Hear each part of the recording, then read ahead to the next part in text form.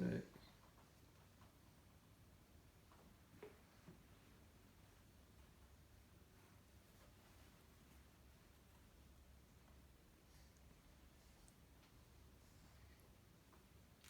Hello. For those of you that don't know me, my name is Jeffrey Demise and I work as a lab technician in the College of Medicine at South Alabama. Today I'm going to be giving you a detailed breakdown of the basic wet lab techniques involved in Topo vector cloning, as detailed in Invitrogen's Topo 2.1 manual. Gene regulation has become an increasingly relevant field of study and has tremendous implications in the field of biomedical research and in medicine at large, providing medicines to people who have genetic diseases that were previously thought to be uncurable. So vector cloning consists of four main procedures.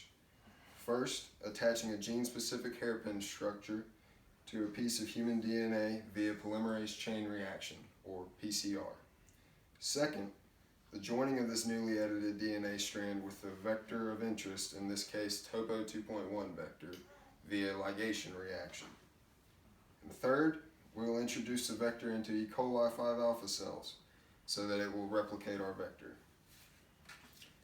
Fourth, we will pick colonies for overnight culture in LB broth and purification of our samples via mini prep, as detailed in Thermo Scientific's GeneJet mini prep plasmid protocol.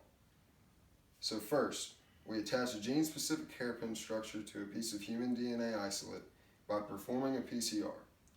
This reaction consists of human gene-specific primers, magnesium chloride, DNTP, reaction buffer, DNA-grade H2O, human DNA, and Taq polymerase. A series of varying temperatures are then programmed into the PCR machine, at which point our samples are exposed to these temperatures in varying intervals. Next, we begin our vector ligation reaction, which is a fancy way of saying that we're joining our newly edited piece of DNA into our vector. This reaction consists of the reagents of our PCR product, salt solution, DNA-grade water, and our vector. Importantly, vectors exist in nature as a circular piece of DNA which is capable of replicating itself outside of the chromosome. However, for our ligation reaction to occur, we need our vector to be linearized. Fortunately, Invitrogen supplies us with a linearized vector if kept at negative 20 degrees Celsius.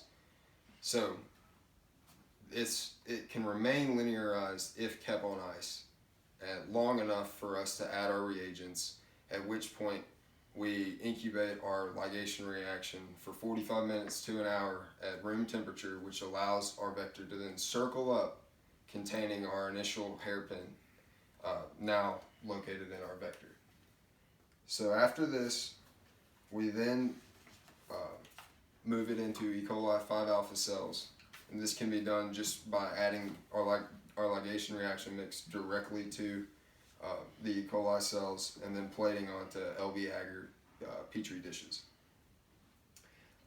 And then if we have any colonies, the next night we let this grow 37 degrees Celsius overnight. And if we have any colonies the next morning, we then move into our overnight culture. And we do this just by scraping colonies, whatever grew on the plate, putting it into LB broth, and letting that incubate at 37 degrees overnight in an orbital shaker. Then, after that, you can tell if your colonies grew in the LB broth if it appears cloudier than it did the day before. So after that, we then isolate our plasmid and purify it via mini prep, as detailed by Thermo Scientific's GeneJet protocol manual. And at this point, we have now completed the process of vector cloning, and our product now exists as a mimic of the target gene that we were trying to clone. So in conclusion, vector cloning is a relevant wet lab technique used in biomedical research, with the final product allowing for researchers to manipulate the expression of target genes, and can be broken down into four phases.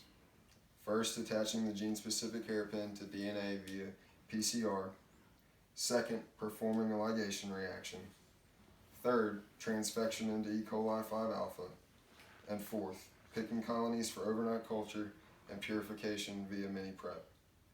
And with the spawning of gene therapy as a new sector of medicine, basic wet lab techniques such as vector cloning will continue to play a vital role in the research and progression of that field of medicine.